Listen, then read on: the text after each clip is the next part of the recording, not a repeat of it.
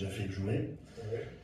C'est Jean-Paul Belmondo et Lautner qui vont te solliciter pour venir retravailler un scénario de Michel Audiard, justement.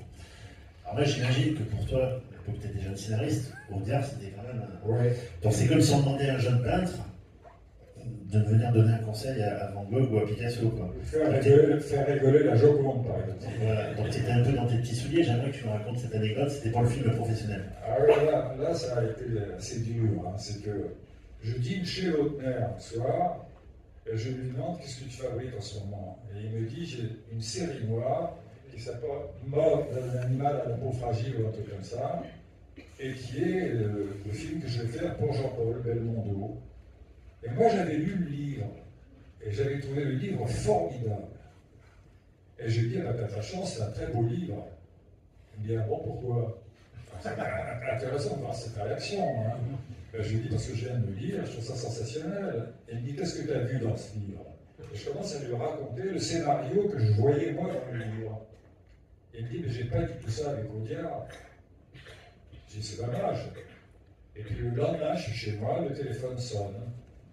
Et c'est le producteur qui m'appelle.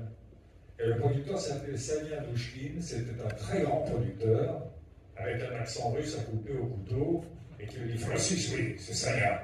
Alors venez, parce que je suis ici avec Jean-Paul Belmondo, Audiard, et puis voilà, je voulais que vous nous racontiez votre vision du film. J'y vais, et je me retrouve en face une star énorme qui était Audiard. Et il fallait que je dise que ce film était de la merde, en fait. C'est pas commode. Alors je dis à Audiard, excusez-moi, je dis à Douchkine, est-ce que je peux prendre Michel à part une seconde? Allez-y, Francis, allez-y, etc. J'emmène Michel Audiard dans un bureau à côté, et je dis, Michel, si je parle de ma vision du film, je suis obligé de taper sur la vôtre. Et ça, je peux pas, non? Alors, ce qu'on va faire, c'est qu'on va revenir dans le bureau, et on va leur dire que vous allez faire la deuxième mouture vous-même, parce que vous allez faire très bien, je suis sûr. Il dit, mais non, il était comme ça avec sa guinpette et sa cigarette comme ça. Mais non, tu peux y aller, vas-y, il s'en foutait. Parce que je dis dans mes mémoires qu'il était génialement crapuleux et crapuleusement génial. C'est-à-dire qu'il prenait du pognon quand même.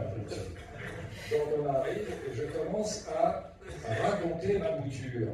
Et lui, pendant ce temps, dessinait sur une feuille de papier, désinvolte.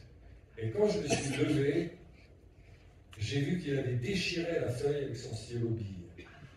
J'ai imaginé ce qu'il a ressenti quand il m'entendait dire cette scène n'est pas possible, ce truc-là c'est idiot, etc. Donc il a vécu un mauvais moment, on dira. Hein.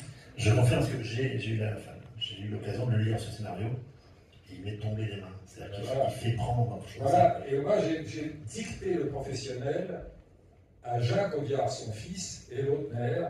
Et j'ai improvisé en 15 jours le professionnel qu'on voit sur l'écran et qui est un des plus beaux succès de Belmondo. C'est son plus beau box-office. Donc c'est toi qui as traumatisé des générations entières en faisant mourir Jean-Paul. Ah non, tu sais que c'est Jean-Paul qui l'a décidé, ça. D'accord.